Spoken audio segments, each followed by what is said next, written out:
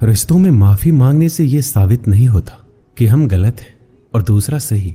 माफी का असली अर्थ है हम रिश्तों को निभाने की काबिलियत उनसे ज्यादा रखते हैं। ये अंदाज भी जिंदगी का आजमाना चाहिए। जब जंग हो अपनों से तो हार जाना चाहिए। कोई भी रिश्ता बनाना इतना आसान है जैसे मिट्टी पर मिट्टी लिखना, पर उसे निभाना उतना ही मुश्किल है जैसे पानी पर पानी से पानी लिखना। कोई टूटे तो उसे सजाना सीखो, कोई रूठे तो उसे मनाना सीखो। रिश्ते तो मिलते हैं भाग्य से, बस उन्हें खूबसूरती से निभाना सीखो। अपना और पराया क्या है? मुझे तो बस यही पता है, जो भावनाओं को समझे वो अपना, और जो भावना से परे हो वो पराया। प्यार इंसान से करो, उसकी आदत से नहीं। रूठो उनकी बातों से मगर उनसे नहीं। भूलो उनकी गलतियां पर उन्हें नहीं, क्योंकि रिश्तों से बढ़कर कुछ भी नहीं। जो दूर रहकर भी पास हो वो अपना, और जो पास रहकर भी दूर हो वो पराया। एक चाहत होती है अपनों के साथ जीने की, वरना पता तो हमें भी है कि मरना अकेले ही है। 1 मिनट लगता है रिश्तों का मजाक उड़ाने में, और सारी उम्र बीत जाती है एक रिश्ते को बनाने में। मित्रता एवं रिश्तेदारी सम्मान की नहीं, भाव की भूखी होती है। बशर्ते लगाव दिल से होना चाहिए, दिमाग से नहीं। दुनिया का सबसे बेहतरीन रिश्ता वही होता है जहां एक हल्की सी मुस्कुराहट और छोटी सी माफी से जिंदगी दोबारा पहले जैसी हो जाती है। कुछ रिश्ते बस ऑनलाइन होते हैं, जो नेट बंद होते ही टूट जाते हैं। सख्त हाथों से भी फिसल जाती है कभी नाजुक उंगलियां। रिश्ते जोर से नहीं, प्यार मोहब्बत से पकड़े जाते हैं। तेरा मेरा रिश्ता जज्बात से जुड़ा है, ये वो संगम है जो बिन मुलाकात से जुड़ा है। रिश्तों को शब्दों का मोहताज ना बनाइए। अगर अपना कोई खामोश है तो खुद ही आवाज लगाइए। मिलना बिछड़ना नसीब की बात है, ये वो बंधन है जो तेरी खुशी और मेरी चाहत के एहसास से जुड़ा है। रिश्ते कभी जिंदगी के साथ साथ नहीं चलते, रिश्ते एक बार बनते हैं फिर जिंदगी रिश्तों के साथ साथ चलती है। जरूरी नहीं कि सारे सबक किताबों से ही सीखे जाए, कुछ सबक जिंदगी और रिश्ते सिखा देते हैं। रिश्ता दिल से होना चाहिए, शब्दों से नहीं। नाराजगी शब्दों में होनी चाहिए, मन में नहीं। हर रिश्ते में अमृत बरसेगा। शर्त इतनी है, शरारतें करो पर साजिशें नहीं। कुछ लोग पिघलकर मोम की तरह रिश्ते बनाते हैं और कुछ लोग आग बनकर उन्हें जलाते ही जाते हैं। रिश्ते तो वो बड़े नहीं होते जो जन्म से जुड़े होते हैं, रिश्ते वो बड़े होते हैं जो दिल से जुड़े होते हैं। वक्त, दोस्त और रिश्ते ये वो चीज है जो हमें मुफ्त मिलती है, मगर इनके बेशकीमती होने का एहसास तब होता है जब ये कहीं खो जाती है। किसी भी रिश्ते को तोड़ने से पहले एक बार अपने आप से जरूर पूछ लीजिएगा कि आज तक इस रिश्ते को क्यों निभा रहे थे। रिश्ते अगर मजबूर हो तो वो रिश्ता ज्यादा दिन तक नहीं टिकता, इसलिए रिश्ते को मजबूत बनाइए, मजबूर नहीं। जो रिश्ता हमको रिला दे उससे गहरा रिश्ता कोई नहीं। जो रिश्ता रोते हुए छोड़ दे उससे कमजोर रिश्ता कोई नहीं। अपने रिश्तों और पैसों की कद्र एक समान करें। दोनों को कमाना मुश्किल है लेकिन गंवाना बहुत आसान। बुरे वक्त में जो भी रिश्ता निभाए उससे बढ़कर कोई रिश्ता नहीं। रिश्तों का संबंध सिर्फ रक्त से नहीं होता, जो मुसीबत में हाथ थाम ले उससे बड़ा कोई रिश्ता नहीं होता। हर रिश्ते में विश्वास रहने दो, जुबान पर हर वक्त मिठास रहने दो।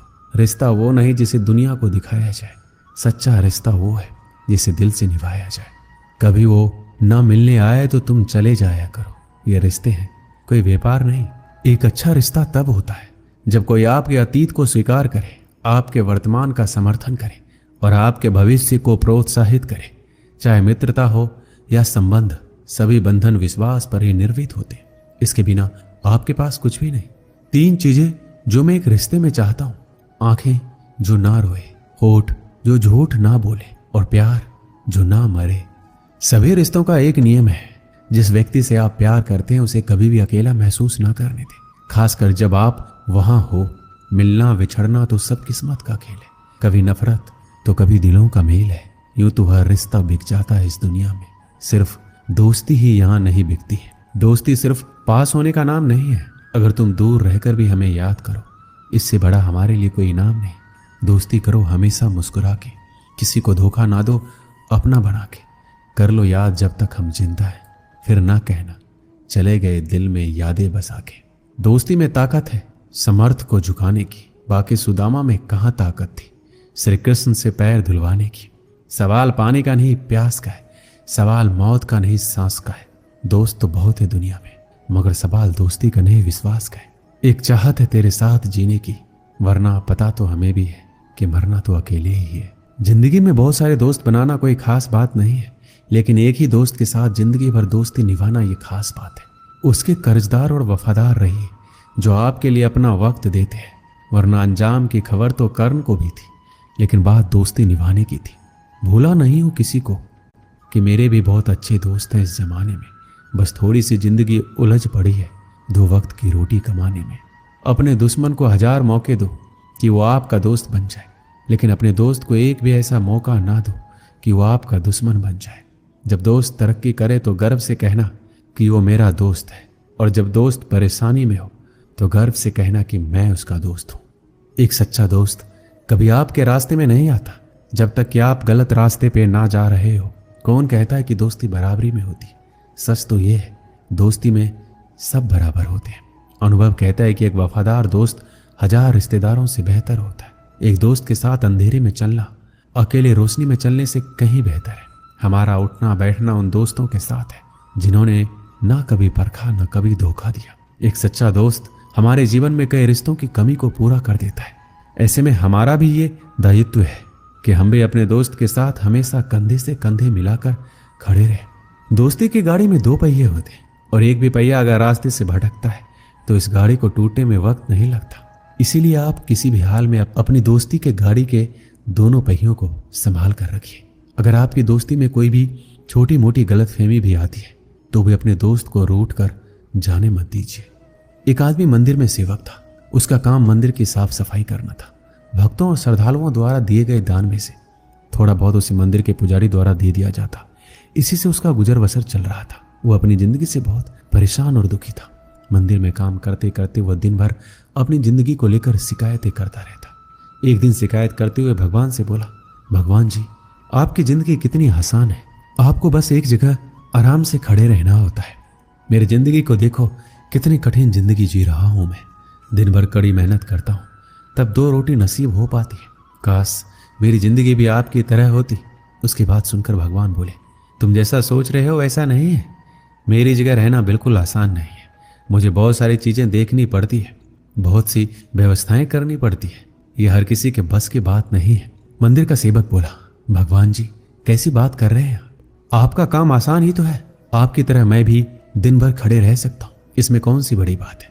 भगवान बोले, तुम नहीं कर पाओगे। इस काम में बहुत धैर्य की आवश्यकता पड़ती है।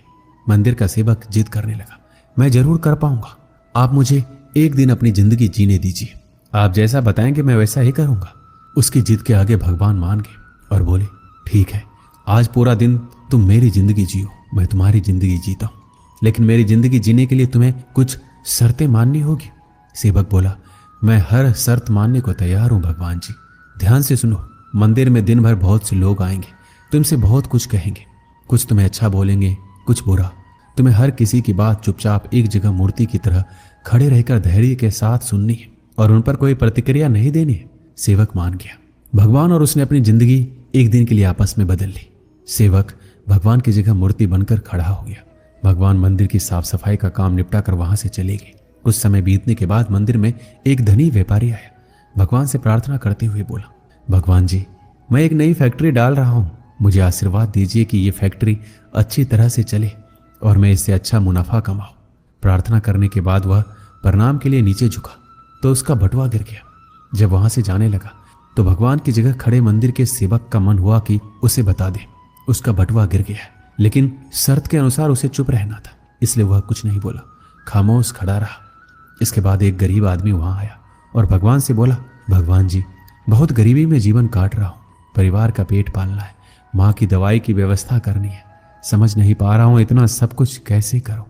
आज देखो मेरे पास बस 1 रुपया है, इससे मैं क्या कर पाऊंगा। आप ही कुछ चमत्कार करो, मेरे लिए धन की व्यवस्था कर दो। प्रार्थना करने के बाद जैसे ही वह जाने को हुआ, उसे नीचे गिरा व्यापारी का बटुआ दिखाई दिया। उसने बटुआ उठा लिया और भगवान को धन्यवाद देते हुए बोला, भगवान जी, आप धन्य हैं, आपने मेरी प्रार्थना इतनी जल्दी सुन ली। इन पैसों से मेरा परिवार कुछ दिन भोजन कर सकता है, माँ की दवाई की भी व्यवस्था हो जाएगी। भगवान को धन्यवाद देकर वहां से जाने लगा। तब भगवान बने मंदिर के सेवक का मन हुआ कि उसे बता दे कि वह बटुआ तो व्यापारी का है, उसे मैंने नहीं दिया, वो जो कर रहा है वह चोरी है।